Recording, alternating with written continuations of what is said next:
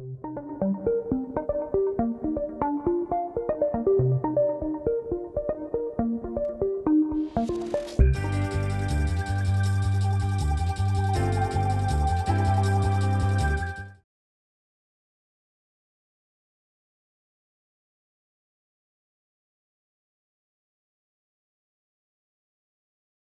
España soy Pere Guerra, responsable, miembro de la Junta Directiva por Cataluña, responsable de Relaciones Internacionales de Ampere, y hoy tengo el gran gusto de presentar a Juan Castro Gil.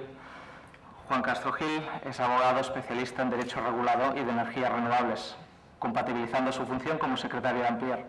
Lleva más de 15 años en el ámbito de Derecho de asociación desde diferentes campos.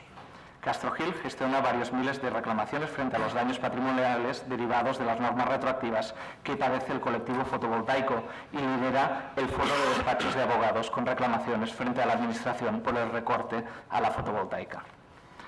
Es además articulista de medios especializados del mundo jurídico y del sector renovable. Juan, adelante. Hola. Buenos días. Lo primero, ¿se me escucha?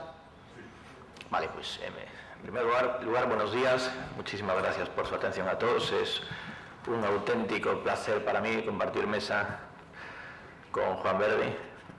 Su nombre, aparte que no puede ser más ecologista, desde luego, es una referencia que no necesita ningún crédito.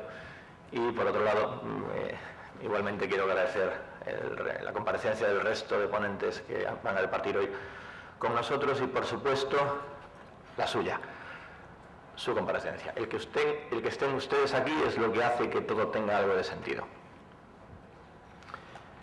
Hace relativamente poco tiempo, una personalidad importante del mundo de la energía a nivel internacional le dijo a una persona de nuestra junta directiva algo así como: ¿pero qué? ¿Cómo venís a pedir? Por supuesto íbamos a Bruselas a denunciar el atropello que estaba produciendo aquí, ¿no? Y le dijo algo así como: ¿pero cómo venís a pedirnos ayuda si en vuestro país vuestros políticos, tirios y troyanos de uno y otro signo, no quieren cambiar el sistema? Bueno, desde luego me congratula hoy la presencia de significados miembros de los tirios y de los troyanos contraargumentando aquel comentario recibido en Europa, y que desde luego espero que, y así estoy seguro, tendrá continuidad, y desde luego Ampere seguirá persiguiendo esa continuidad. De cualquier manera, era una reflexión bastante interesante con la que quisiera empezar mi ponencia de hoy. Como a él, a ustedes, les intentaré explicar nuestro camino, nuestro proyecto, nuestra estructura conceptual jurídica de cómo pretendemos sacar adelante esta historia. El leitmotiv de nuestra asociación, desde luego, es denunciar todos los atropellos que se producen contra nosotros. Pero ya no por una cuestión meramente corporativa, que también, sino porque sin género de dudas hemos comprobado que lo que se está produciendo aquí es un exterminio de la libertad de empresa en el sector de la energía, que está sin duda secuestrada en manos de un grupito de poder muy concreto. ¿Qué pasa? Ese grupito de poder es muy fuerte. ¿Cómo pelear contra semejante animal? ¿Cómo pelear contra ese leviatán, que diría Hobbes? Bueno, pues nosotros entendemos que hay que pelear con un ejército de insectos. Nosotros somos insectos. Tenemos que juntar a las hormigas, los saltamontes, los grillos, las cucarachas. Hay estudios muy sesudos de un sueco muy gracioso, pero un técnico estupendo, que ha calculado que el peso de todas las hormigas del Amazonas es mayor que el peso de los humanos. Y bueno, si a eso encima les unimos a las mantis religiosas, seguro que ese ejército termina ganando. Ya lo verán. Algunos seguro se está preguntando qué grado de tecnificación tiene una ponencia de seguridad jurídica que empieza hablando del peso de los insectos. Bueno, seguro que lo terminan entendiendo. Hoy, lo fácil, quizás, sería para mí explicarles cuáles son las medidas que va a tomar Ampere que está tomando Ampier desde el punto de vista jurídico. Pero voy a dedicarle un minuto a esto. Ese minuto empieza ahora. Estamos presentando miles de reclamaciones por daño patrimonial, estamos impugnando todas las normativas que están saliendo en el sector eléctrico que nos perjudican, que son muchas, muy variadas. Estamos colaborando en recursos de inconstitucionalidad de diferentes comunidades y de diferentes signos. Hemos creado un foro jurídico de todos los despachos de España que están implicados en este tema para desde Ampier darle toda la información y todo lo que hiciese falta de forma gratuita para tener una línea común. Estamos colaborando con arbitrajes internacionales para la Carta de la Energía. Seguro que alguna cosa más se me escapa. Me llevaré una ponencia a cada una de estas historias, pero he acabado el minuto. De esto no voy a hablar más. No voy a hablar más porque mi pretensión es otra mucho más importante, porque aquella la sabemos los abogados, pero si hablo de esa, la mitad de ustedes se va a dormir y la mitad de los medios de prensa nada van a decir de lo que yo digo, y eso encima es un problema. Es un problema porque el verdadero problema que tenemos en este país son las mentiras. En este sector son las mentiras. Mentiras que afectan a la parte jurídica, que es mi negociado. Porque esas mentiras perturban, sin duda, a políticos, consumidores, periodistas y jueces. Y de eso es de lo que vamos a empezar a hablar hoy. Se juega con la complicación del sector para alegremente decir cualquier barbaridad y que, como es tan difícil el tema, que nadie dice nada. Hace tan solo una semana, cierto consejero delegado de cierta empresa de generación convencional bastante importante de este país, que hoy está muy ocupado contando el dinero, aseguró que las solares teníamos un margen de entre el 40 y el 50% de beneficios. Y se quedó tan ancho. Claro, como nadie había para poder decirle, pero qué bárbaro es usted. Todo vale. Bueno, pues otra hora dijeron que producíamos de noche. No, ya casi me olvidaba. Seguramente dentro de un tiempo, no tardará mucho, nuestras plantas fueron instaladas por marcianos. Y seguro que algún medio de comunicación dirá, oh, los marcianos, tú. Seguro. Todo es gratis. En cualquier caso, centraré las mentiras que afectan desde luego al ámbito jurídico. La primera es la que recuerda el supuesto paradigma del fenómeno fotovoltaico español. Aquí nos encontramos manifestaciones de que en España hay más placas solares que en el resto de Europa juntos. Seguro que lo han escuchado muchas veces en tertulias incluso televisivas. Oh, es que en España es que hay, por Dios, pero si es que es un disparate. Bueno, esto seguro que todos ustedes saben que es falso. Lo que tienen ahí delante es una tabla comparativa que hizo EPIA con los países europeos por porcentaje de energía generada con fotovoltaica en relación con el resto de fuentes. Como pueden ver, España está de séptima, entre Bélgica y Eslovaquia. Séptima. Sí, ya sé que en 2012 y que nosotros empezamos un poquito antes. Séptima. Parece evidente que esto de la fotovoltaica no es un fenómeno exclusivamente español. Evidentemente es algo bastante globalizado, aunque a muchos les gusta decir que fue un nido de advenedizos españoles, pero es falso. En ese mismo sentido, EPIA también nos aporta un hermoso cuadro de generación fotovoltaica por ciudadano en los países europeos, y como pueden ver, si me giro se me escucha. Si me giro se me escucha. Sí, vale. Como pueden ver, salvo la comunidad del señor Valcárcel, que ha estado con nosotros, Extremadura y Castilla-La Mancha, el resto de comunidades españolas, incluyendo Canarias, increíblemente incluyendo Canarias, está por debajo de la mitad, o sea, por debajo de cualquier lander alemán. Bueno, yo creo que esto indica bastante de qué va esta situación. Alemania está a unos cuantos miles de kilómetros más arriba, seguramente que lo saben, pero bueno. Otra mentira que también seguramente ustedes conozcan, pero que perturba claramente a todo aquel que habla de energías y de fotovoltaica sin conocimiento, es que los mecanismos de feed-in tariff, que aquí acuñamos como de tarifa regulada, fueron generalmente extendidos por... Aquí se dice habitualmente que esto es una creación española, que en España se pusieron las tarifas, que en el resto de Europa no era así, que en el resto del mundo no se utilizó. Bueno, como pueden ver, este mapita, eso es Austria. Francia, Croacia, Luxemburgo, Holanda, Eslovaquia, Ucrania, Alemania, Portugal, España, Suiza, Reino Unido, Italia, Bulgaria, Eslovenia, Grecia, Bélgica, República Checa, Polonia, Rumanía, Irlanda. Cuánto naranja hay, ¿verdad? De una manera o de otra, todos esos países en Europa tuvieron alguna tarifa regulada. Todos. Lo digo porque se escucha muy a menudo, es que la tarifa regulada es un error gravísimo que utilizó España para... Todo lo naranja. Bueno, si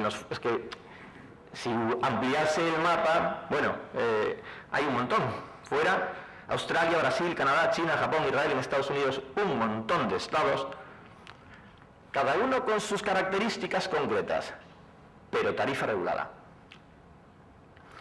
Esto es bastante importante porque incluso he llegado a escuchar a un miembro del gobierno decir que España era el conejillo de Indias, con el que se experimentó con la tarifa regulada. Pero si esto se inventó ya hace décadas, ¿qué me estás contando tú, iluminado? Una más. Esta se desliza con bastante frecuencia, y es que el precio de la tarifa fijada en España fue extraordinariamente superior al resto de los países de su entorno. ¡Clic! En el 2008, año de la mayor implantación de la tecnología fotovoltaica en nuestro país. Ni siquiera en el top 5.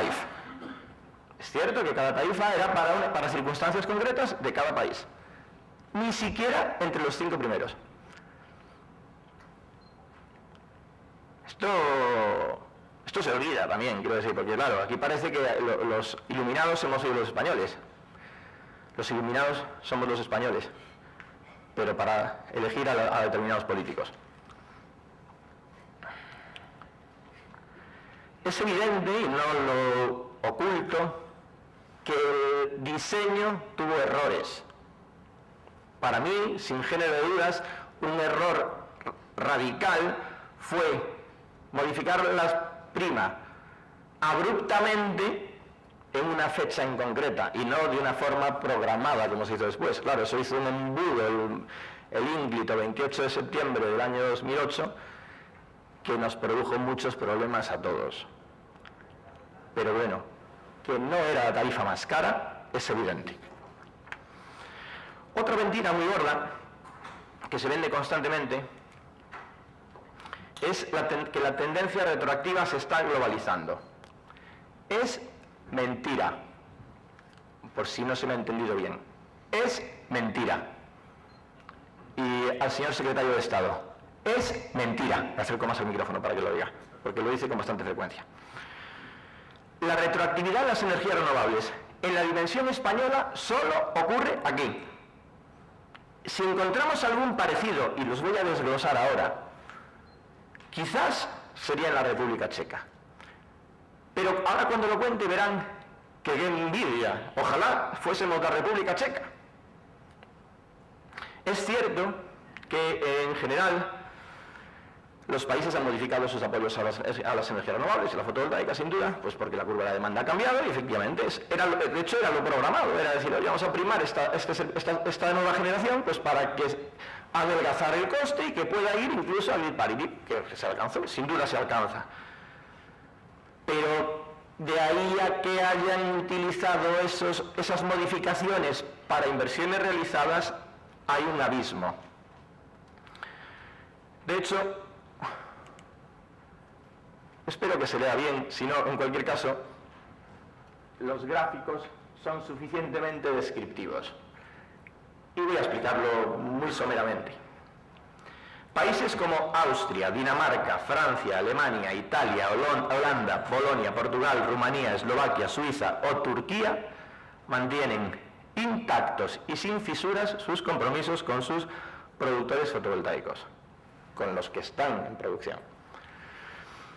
Como decía, algunos gobiernos es cierto que han tenido algún devaneo por contagio con la enfermedad española, pero en general han sido resueltos de una forma casi de derecho natural por sus tribunales. Entonces, claro, es muy alegre decir que algún gobierno está tomando medidas retroactivas. No, pero mire, a mí esto es una cosa que cuesta mucho trabajo entender a los políticos. A un ciudadano le importa un bledo el signo político del que está. Para él, su estado es su estado. Da igual que sea de color verde, rojo o azul. Le da igual. Y también le da igual, y por eso, desde esa misma perspectiva, los ciudadanos, da igual que un gobierno de un país de la Unión Europea intente tomar una medida retroactiva. Si sus tribunales le dicen que se vaya a esparragar, el ciudadano está tranquilo. Porque siempre va a haber alguien que va a poner un poco de sentido. Y esto es lo que ha pasado. Por ejemplo, como pueden ustedes ver, en esta parte de aquí pongo nubarrones por las actuaciones retroactivas de gobiernos. Y en esta parte de aquí pongo soletes sobre cómo reaccionaron sus tribunales. Caso búlgaro. En septiembre del 2012 se incorpora una tasa retroactiva sobre el acceso a red para los sistemas en funcionamiento. Sin embargo, el Tribunal Supremo Administrativo de Bulgaria, en resoluciones de 13 de marzo y 17 de junio de este año, entre otras, ha tachado esas normas de arbitrarias, irrazonables y poco transparentes, sin contar con los productores, por lo que no son conformes a la norma estatal ni comunitaria. Prum, solete. En el Reino Unido se llegó a realizar a la Corte de Apelaciones del Tribunal Supremo una consulta sobre la viabilidad de imponer un arancel retroactivo a las instalaciones fotovoltaicas. El 13 de enero del 2012, entre otras lindezas, le dijo al gobierno que eso, simplemente presumirlo, ofendía el principio de legalidad británico y que nanay de la China. Sol. Grecia.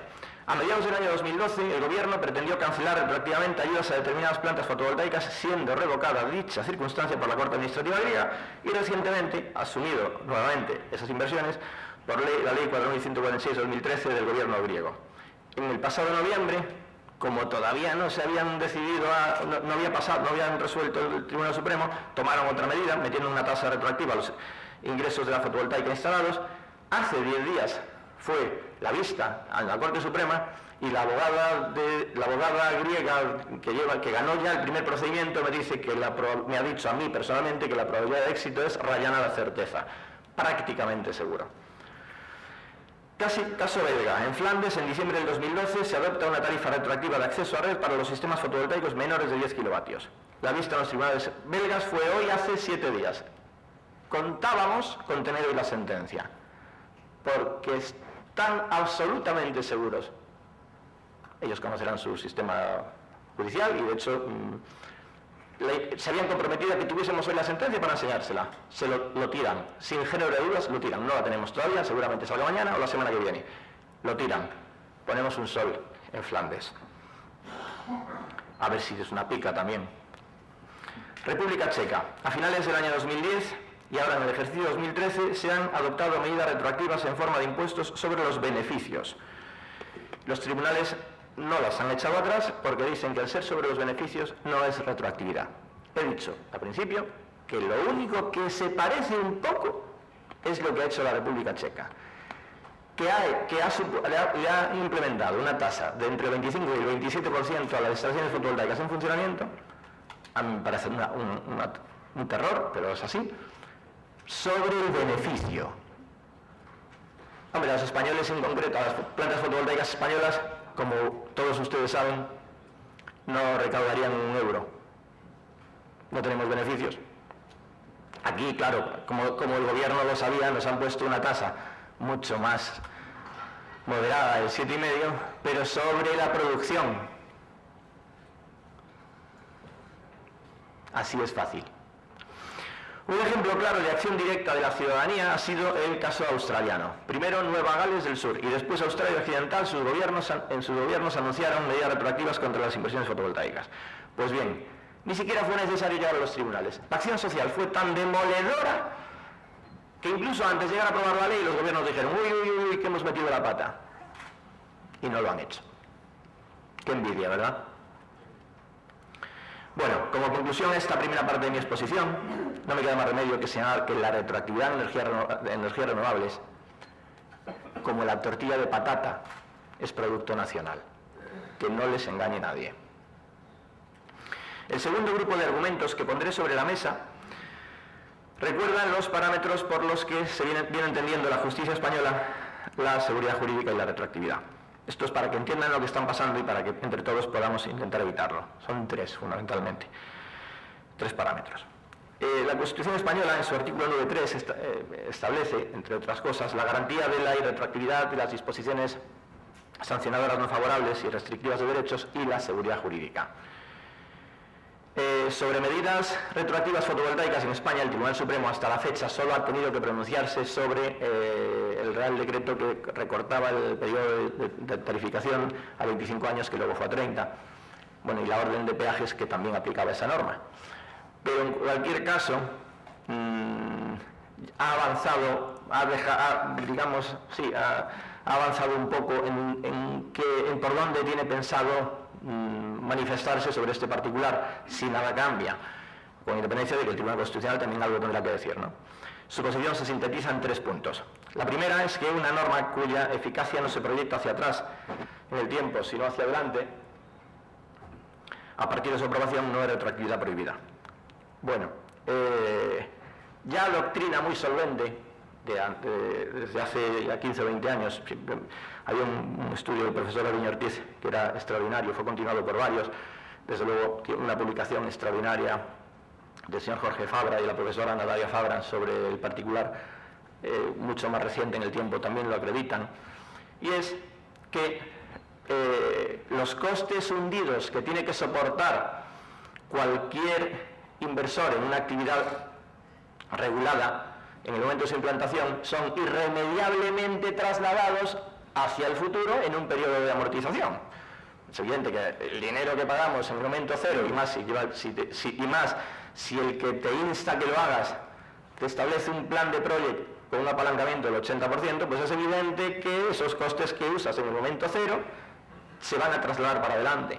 Por tanto, cualquier modificación durante ese periodo de amortización es indiscutible que produce efectos retroactivos. Indiscutible. Quiero pensar que el Supremo va a remasterizar su conducta, por lo que a continuación diré. De hecho, esto no solamente es una cuestión que es doctrinal, es una cuestión empírica. ¿Por qué es empírica? Con la entrada en vigor de la Ley 54/97, ya pasó. El cambio de modelo supuso unos supuestos perjuicios a operadores existentes hasta esa fecha. Y el cambio de modelo hacía correr un peligro grave de que tuviesen daños bastante cuantiosos. Así nacieron los costes de transición a la competencia, por los cuales el gobierno permitió a las 5 empresas de UNESA, en aquel momento, si no recuerdo mal, eran 6, pero bueno, permitió a las empresas de UNESA que sobre la tarifa, insisto, sobre la tarifa le metiesen 12.000 millones de euros en 10 años. ¿Qué pasa? Ante una situación idéntica, porque ahora el operador sea infinitamente más pequeño e infinitamente menos poderoso, ¿va a tener que actuarse de forma diferente? Entiendo que no. El segundo fundamento que trae a la palestra el Tribunal Supremo es que un operador diligente tenía que prever la existencia de riesgo regulatorio. Este argumento una vez escuché decir a un compañero abogado extranjero que este argumento le parecía siempre typical Spanish. Claro, decía que es imposible entender para un jurista anglosajón que desde un tribunal se diga, mire, es que como todo el mundo sabe que hay riesgo regulatorio, usted tiene que saber que hay riesgo regulatorio. Madre de amor hermoso, quiero decir, es que es la aceptación institucional de la inseguridad jurídica. Yo le expliqué a él en su día, y a mí le explico a ustedes, porque tengo que creérmelo, es evidente, que esta situación la entendía el Supremo así, porque en los sectores económicos regulados hasta un determinado momento los operadores eran poquísimos y poderosísimos. y conocían el grado de inestabilidad del sector porque participaban en la reformulación de las normas, participaban en los cambios. De hecho, a partir de aquí, hay bastante doctrina mía sobre esto, establecía que el riesgo regulatorio nacía del tránsito de un sistema de monopolio a uno de aparente libre mercado. Claro, en el sistema de monopolio, los operadores eran, da igual, 5, 4, 3, es muy poco. Por tanto, el regulador se juntaba y decidía, vamos a cambiar. Es que lo conocían, porque evidentemente no había más. ¿Qué sucede? Con la generalización de la producción fotovoltaica, fundamentalmente la fotovoltaica, porque es la que ha podido atomizarse más, con muchos más miles de ciudadanos, claro, esto tiene un problema grave. ¿Por qué? Porque hace que los productores estén alejadísimos de aquel centro de poder que ven en los periódicos. No tiene ninguna relación más que la del voto. Y si utilizamos el mismo argumento del Supremo, de que los operadores tienen que conocer la existencia del riesgo regulatorio porque participan en la reformulación de las normas, pues estaríamos comparando a una empresa con 100 y pico abogados, 400 y pico ingenieros y una docenita de exaltos cargos en sus consejos de administración con Mariloli, que tiene 10 kilovatios en la huerta que heredó de su padre. Es imposible, absolutamente hilarante, que alguien pueda pensar que 60.000 Marilolis conocieran lo que iba a ocurrir. Y quien lo piense, mi humilde parecer es que no solamente está equivocado, sino que su interpretación es perversa. De hecho, el Consejo de Estado, en su dictamen sobre la reforma eléctrica, se viene preguntando también el hecho de que si ya no va siendo hora de hacer desaparecer el riesgo regulatorio del sector de la energía. Entendemos que el Tribunal Supremo no podrá ser ajeno a estas evidencias y esta, que es una sentencia suya del 13 de mayo del 2009, sí será la línea que tiene que seguir. La autoridad pública no puede adoptar medidas contrarias a la esperanza inducida por la estabilidad de sus actuaciones en función de las cuales los particulares han tomado sus decisiones. Este sí es el camino que tiene que seguir el Tribunal Supremo, que si lo ha marcado para otros, es difícil de entender que no lo marque para nosotros. La tercera y última premisa, fijada jurisprudencialmente sobre la posible violación de seguridad jurídica y la confianza legítima, es la ponderación de si resulta o no compatible con los cambios normativos. Para explicar esta situación, se recuerda siempre una frase muy curiosa que tengo que leer, y entenderán por qué. La imposibilidad de entender la petrificación de las normas como necesaria conclusión hacia una aclimatación de las nuevas circunstancias económicas y tecnológicas. Bueno, yo cuando se utilizan en tan poco tiempo, tantas palabras tan ampulosas, me parece que quien las está emitiendo prefiere adornar la forma para que no se vea que no tiene fondo. En cualquier caso, aquí, como siempre en justicia, el que tenga que decidir ponderará intereses en juego, pondrá una balanza y dirá retroactividad, y pondrá la balanza en otra mano y dirá seguridad jurídica, confianza legítima, daño patrimonial. Aquí es donde la batalla de los insectos por la que empecé la ponencia es verdaderamente importante. Los magistrados del Tribunal Supremo y del Tribunal Constitucional, sin duda, son libres de decidir sobre los procedimientos que tengan que resolver a su buen criterio y conocimiento, pero desde luego no van a menos que poder revisar algunas muestras que han dejado ciertos coleópteros. La Comisión Nacional de Energía le ha tenido que recordar que las primas no son regalías, por supuesto no son subvenciones, pero no es que estuviesen ese día generosos, no, las primas resuelven un fallo de mercado porque las tecnologías renovables hay que compensarlas por los daños que otras producen ellos, no, ambientales, sociales y de suministro. Lo digo porque esto es bastante importante. y que el sistema desconocido, según dice la Comisión Nacional de Energía, en el derecho comparado, que presenta demasiadas dudas. El Consejo de Estado ha manifestado que un modelo de cálculo de retribución basado en inversiones e ingresos anteriores para definir retribuciones futuras que no marida muy bien con nuestra Constitución. La Comisión Europea ha abierto algún expediente de infracción por estas medidas. Se han planteado 3 recursos de inconstitucionalidad contra esta norma, 3 contra la anterior. Se han abierto otras tantas comisiones paritarias en diferentes comunidades autónomas para en el plazo de 6 meses seguir con este recurso.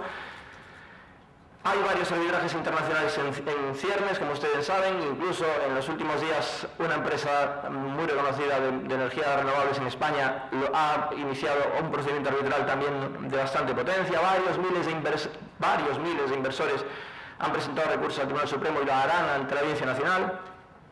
La jurisprudencia comparada no permite interpretaciones tan flexibles como las de España, como les he dicho. Y por último, los tribunales tampoco pueden ser ajenos al propio sentido común. Se ha venido jugueteando con el hecho de que mientras hubiese una rentabilidad razonable, que no habría daños, no habría retroactividad, prohibibilidad. Claro, pero es que ahora hasta se han tenido que inventar un concepto de rentabilidad razonable que permitiese aparentar que una empresa en situación preconcursal tenga rentabilidades positivas. Bueno, yo creo que tan lejos no va a llegar ningún tribunal en España. Quizás el Supremo pueda querer ver que el interés del Estado lo expresan declaraciones del ministro, pero por desgracia, de forma cotidiana vemos que esto no es así. Si una modificación normativa de tal calado es puesta en cuestión por tantas personas conocedoras de la cosa, quizás podremos tener alguna esperanza de que el proceso se resuelva adecuadamente más pronto que tarde. El sector lleva escuchando de todos los representantes políticos que van dirigiendo la energía en los últimos años que esta norma que hemos aprobado es la que dará seguridad jurídica y certidumbre al sector. Pongo un poco de engole en la voz para que... También lo hemos escuchado con esta última, por supuesto. Es imprescindible que este titular desaparezca de la prensa económica española, desaparezca de este país y desde luego desaparezca de Europa por los representantes europeos que están aquí. Y para conseguirlo es absolutamente imprescindible que también ustedes y los representantes de embajadas que tenemos aquí, de consulados, de oficinas diplomáticas, denuncien las constantes violaciones que se están produciendo aquí, que las denuncien en sus países, para que esto verdaderamente cale. Porque miren, aquí se marcha nuestro ministro con algún empresario importante de nuestro país a Londres, de Roadshow, para explicar lo maravillosa y benevolente que es la reforma eléctrica, y el 80% de los medios, desde luego casi el 100% de los generalistas, dice que todo ha ido de fábula, que lo han entendido perfectamente, y prácticamente nadie dice que el representante de uno de los fondos más importantes de Europa le dice que se pegaría un tiro en la cabeza antes de meter un penique en España. Esto casi no cala, casi no llega. Se marchan exactamente igual a Estados Unidos a hacer lo mismo y también vuelve otra vez la burra al trigo. Esto ha sido fantástico, todos lo han entendido. Prácticamente 2 medios de comunicación especializados recuerdan que la totalidad de los fondos de inversión verdaderamente importantes de Estados Unidos montaron un pollo del diablo porque ni siquiera fueron invitados para no escucharles. Estas cosas parece que no tienen mucho recorrido, pero les aseguro que son cruciales para nuestra batalla, son imprescindibles, porque es necesario que la gente comprenda que la lucha no lo es contra las energías renovables, lo es contra el poder que está en la energía, que a estos señores se les escapa de las manos para que llegue a los ciudadanos. Estaba en manos de unos pocos y esto está cambiando. Le intentan poner puertas al campo, pero no lo podrán hacer siempre. Quiero concluir el argumento con el que empecé, pero convirtiéndolo en un ruego. Créanse ustedes y convenzan a los suyos de que esta batalla la vamos a ganar.